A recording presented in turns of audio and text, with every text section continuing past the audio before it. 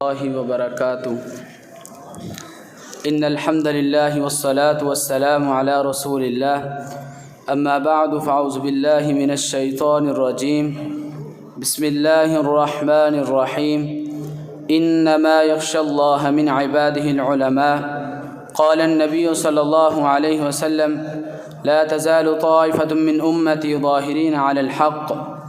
معزز اساتذہ اکرام اور میرے ہم مکتب ساتھیوں، آج میں جس موضوع کے تحت آپ سے گفتگو کرنے والا ہوں وہ ہے بر صغیر میں علماء اہل حدیث کی حدیثی خدمات۔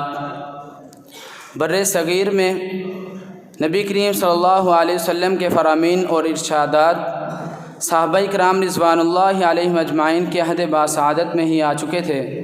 اس کے بعد تابعین پھر تبع تابعین نے اس سرزمین کی طرف سفر شروع کیا اور یہاں کے باشندوں کو حدیث کے علم کی تبلیغ کی۔ اس کے نتیجے میں مختلف مقامات پر قال اللہ اور وقال رسول کی صدائیں گونجنے لگیں۔ بر صغیر میں لاتعداد اصحاب علم نے انتہائی اہتمام کے ساتھ حدیث رسول صلی اللہ علیہ وسلم کی خدمت کی ہے اور کر رہے ہیں۔ کسی نے درس اور تدریس کے ذریعے، کسی نے تصنیف اور تالیف کے ذریعے، کسی نے نشر و اشاعت کے ذریعے، اور کسی نے کسی کتاب کا اردو یا کسی اور زبان میں ترجمہ کیا، اور کسی نے کتب احادیث کی کسی کتاب کی شرح لکھ دی۔ میں آج آپ کے سامنے مختصر وقت میں مختصر علماء کرام کا تعارف آپ کے سامنے پیش کروں گا۔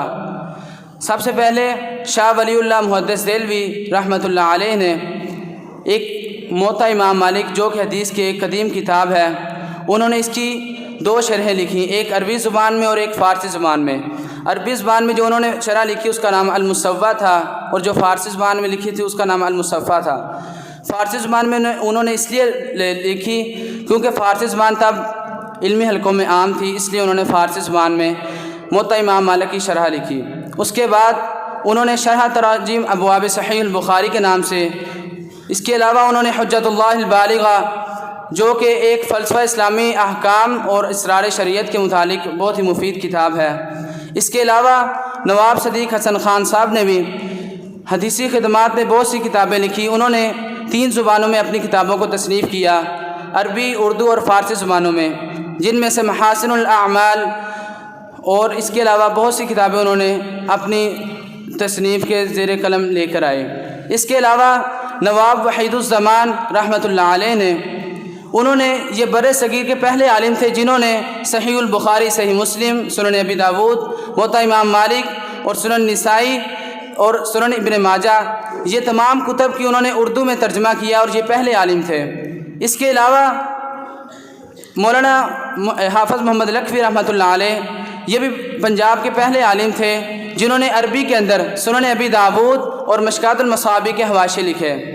مولانا شمس الحق عظیم آبادی رحمۃ اللہ علیہ جب اپنی شرح عون المعبود علی سنن ابی داود لکھ رہے تھے تو انہوں نے اس کتاب سے، جو حافظ محمد لکھوی رحمۃ اللہ علیہ نے حواشی لکھے تھے، انہوں نے اس سے بہت ہی استفادہ کیا۔ اس کے علاوہ مولانا عبد الرحمن مبارک پوری رحمۃ اللہ علیہ نے سنن جامع ترمذی، اس کی 5 جلدوں پر اپنی شرح لکھی، جس میں سے انہوں نے صرف مقدمہ جو انہوں نے 344 صفحات پر لکھا اور تقریباً وہ ایک کتاب کی شکل میں بن گیا تھا۔ اس کے علاوہ مولانا عطاء اللہ حنیف بجھانوی نے التعلیقات السلفیہ کے نام سے سنن نسائی کی جو حواشی اور تعلیقات ہیں وہ التعلیقات السلفیہ میں کتابی شکل میں اختیار کیا۔ اس کے علاوہ ڈاکٹر عبد الرحمن اعظمی انہوں نے بہت ہی ایسا عمدہ کام کیا جو آج تک کسی بھی اہل علم نے یہ کام نہیں کیا تھا۔ انہوں نے الجامع الکلام فی صحیح الشامل کے نام سے ایک کتاب مرتب کی، جس میں تمام صحیح تر احادیث، جتنی بھی صحیح تر احادیث کتب حدیث میں ہیں، ان تمام کو ایک کتابی شکل میں لکھ رہے تھے۔ تو ابھی تک انہوں نے 5 سے 6 جلدیں مکمل ہوئی ہیں۔ اللہ رب العزت سے دعا ہے کہ اللہ رب العزت ہمارے تمام اکابر کی دینی خدمات کو اپنی بارگاہ میں قبول و منظور فرمائے۔ السلام علیکم ورحمۃ اللہ۔